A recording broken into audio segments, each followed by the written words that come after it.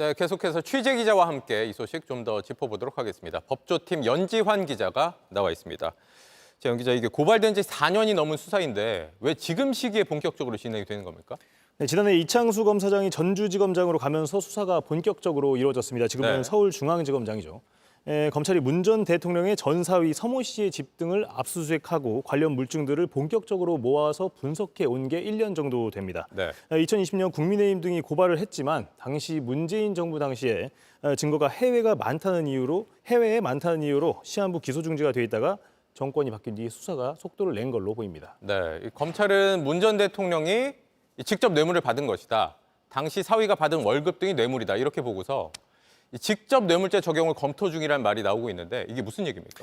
네, 문 전 대통령의 딸 다혜 씨 부부가 독립적으로 생계를 유지하지 못하고 문 전 대통령 부부에게 의존했다. 이것을 입증을 해야 합니다. 네. 이걸 경제 공동체라고 하죠. 검찰은 문 전 대통령 부부가 생계를 지원하다 채용이 된 뒤에 더 이상 지원을 하지 않았다는 것에 주목하고 있습니다. 결국 문 전 대통령이 해야 하는 이 생계 지원을 타이 이스타젯 등이 대신했기 때문에 직접적인 이익을 얻었다 이렇게 의심하고 있는 겁니다. 네. 법원의 판단은 엇갈리는데요. 곽상도 전 국민의힘 의원은 아들이 김만배 씨가 대주주인 회사에서 퇴직금으로 50억 원을 받았는데 검찰은 이걸 경제적인 공동체로 보고 곽 전 의원을 기소했지만 1심에서는 무죄가 나왔습니다. 네. 반면에 김성태 당시 자유한국당 의원은 KT 회장의 증인 채택을 무마해주는 대가로 딸이 취업했다는 게 뇌물로 판단돼서 유죄가 확정됐습니다. 네, 그런데 이 뇌물이란 게 결국엔 대가가 있어야 하는 걸 텐데 이걸 입증해야 뇌물죄도 성립이 되는 거 아닙니까? 네, 맞습니다. 이상직 전 의원이 중진공 이사장 자리 등을 바라고 서 씨를 특혜 채용하고 생계를 지원했다는 진술이 필요한 건데요.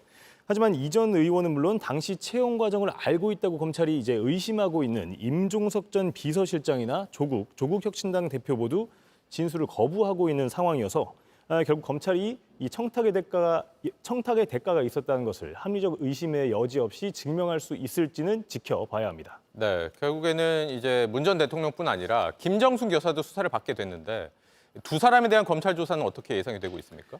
네, 김 여사도 인도 타지마할 외유성 출장 의혹으로 서울중앙지검에서 수사를 받고 있습니다. 전직 대통령 부부가 각각 다른 사안으로 수사를 받는 건 이례적인데요. 수사가 속도를 내는 만큼 직접 조사가 불가피해 보입니다. 다만 어떤 방식으로 조사가 이루어질지는 좀 더 기다려봐야 됩니다. 네, 알겠습니다. 여기까지 듣죠. 연지환 기자였습니다. JTBC 뉴스를 시청해 주신 여러분 고맙습니다. 저희는 저녁 6시 50분 뉴스룸에서 뵙겠습니다.